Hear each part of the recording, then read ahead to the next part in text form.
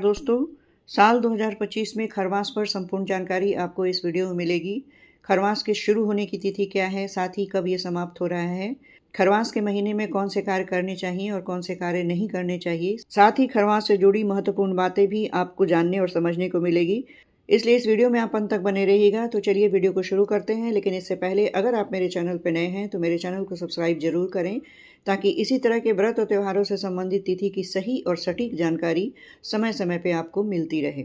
खरवास वह समय है जब सूर्यदेव गुरु की राशि धनु में प्रवेश करते हैं। इसे धनु संक्रांति भी कहा जाता है। खरवास के शुरुआत के साथ ही अगले एक महीने के लिए सभी प्रकार के मांगलिक कार्य जैसे विवाह, मुंडन और गृह प्रवेश आदि नहीं किए जाते हैं। इस दौरान हमें कई सारी बातों का ध्यान भी रखना पड़ता है।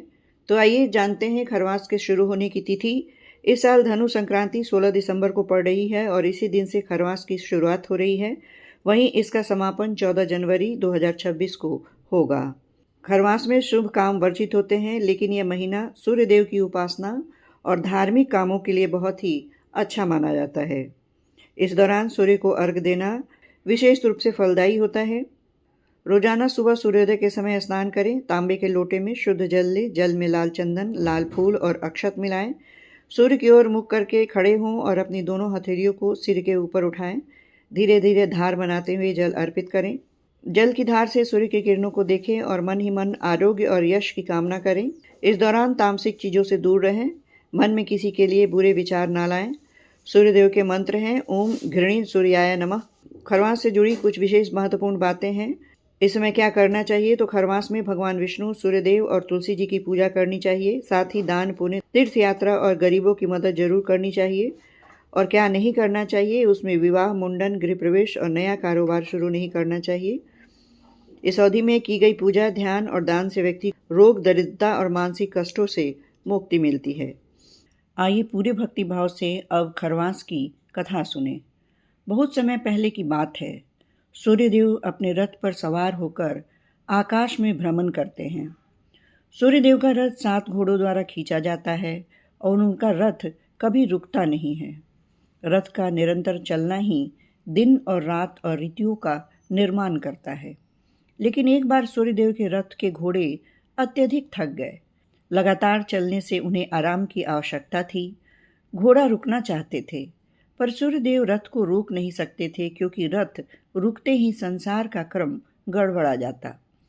थके हुए घोड़ों ने सूर्यदेव से कहा, हे देव, हमें आराम चाहिए, नहीं तो हम आगे नहीं चल पाएंगे। सूर्यदेव द्विधा में पड़ गए। तभी एक सुंदर और शक्तिशाली गधा वहां आया और बोला, हे प्रभु, आप इन घोड़ों को विश्राम दें। जब तक ये आराम करें, मैं आपके रथ को खींच दूंगा। सूर्यदेव ने गधे का प्रस्ताव स्वीकार कर लिया। गधा सूर्यदेव का रथ खींचने लगा, लेकिन गधा घोड़े की तरह तेज और संतुलित गति से नहीं चल पाता था। उसके चलते सूर्य का मार्ग धीमा हो गया और सूर्य की दिशा भी प्रभावित होने लगी। गधे की धीमी चाल के कारण सूर्य की गति धीमी हुई और पृथ्वी पर ऋतुओं का संतुलन बिगड़ गया। देवताओं के कार्य रुकने लगे। धार्मिक और शुभ कार्यों की ऊर्जा कम होने लगी। देवताओं ने ब्रह्मा जी से जाकर पूछा, हे प्रभु, सूर्यदेव का रथ गधे से क्यों खिंच रहा है? सारी पवित्र शक्तियां क्यों शांत है? ब्रह्मा जी ने कहा, जब सूर्य धनु राशि में प्रवेश करते हैं और रथ को गधा चलाता है, तब उस माह में शुभ कार्य करना उचित नहीं होता। उस पूरे महीने को खरवास या मलमास कहा जाता है। इस समय किए गए विवाह या मांगलिक कार्य फलदायी नहीं होते। उन्होंने यह भी कहा कि जब सूर्यदेव पुनः मकर राशि में प्रवेश करेंगे, तब घोड़े फिर से रथ संभालेंगे और शुभ कार्यों का आरंभ होगा।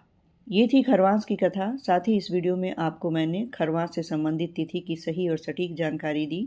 वीडियो अच्छी लगी हो तो इसे लाइक और शेयर जरूर करें। अब आप मुझे आज्ञा दें। नमस्कार।